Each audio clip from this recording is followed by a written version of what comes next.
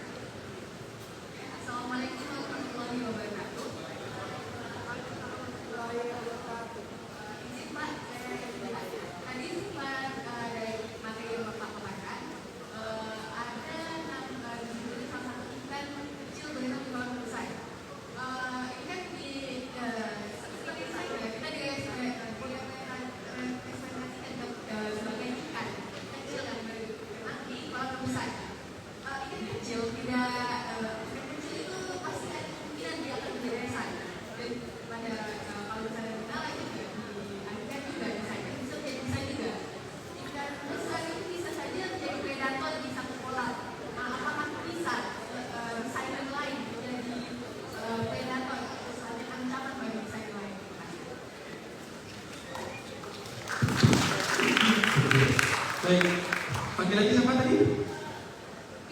Tidak. Ada lagi yang mau nanya? Terus setelah? Enggak ya? Enggak, karena tadi langsung pegang gitu ya. Baik. Jadi kalau pidananya tadi pertama terkait dengan poin yang predator tadi, terus kemudian yang kedua itu adalah tadi hal penting itu adalah tentang ikan kecil di kolam besar. Maksud saya ikan kecil di kolam besar, teman-teman pasti punya mimpi bisa bekerja di perusahaan ternama, betul? Pasti teman-teman pengen punya mimpi bisa bekerja dengan gaji yang lebih dari sekedar UMR, betul? Oke, jadi setiap kita ya, tadi kalau kata apa?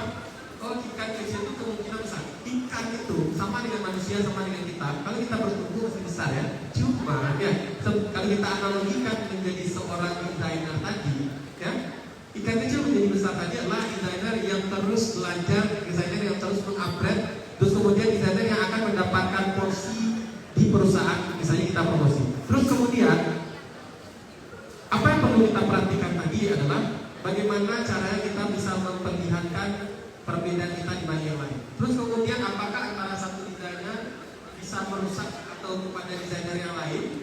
itu tergantung dengan spesifikasi tadi. Makanya nah, saran saya nih ya, biasakan kamu punya keunikan ataupun keunggulan lain. Misalnya, tidak hanya mampu membuat desain saja, tapi juga kamu bisa mengembangkan diri di strategi planner. Mungkin kamu bisa mengembangkan diri di bagian perencanaan.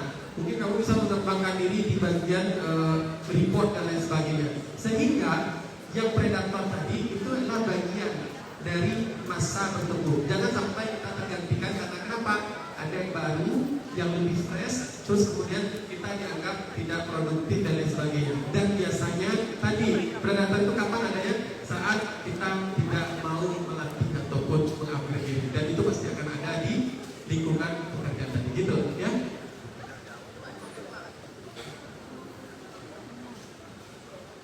Baik, terima kasih Pak Haris untuk jawaban-jawaban yang sangat membuka dan sangat wawasan semua. Kita cukupkan 2 pertanyaan. Oke, Bapak semua ada yang sisa teman-teman.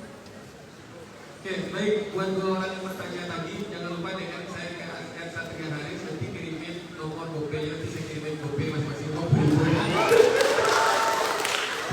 Jadi teman-teman, udah ada pertanyaan lagi, cukup 2 ya.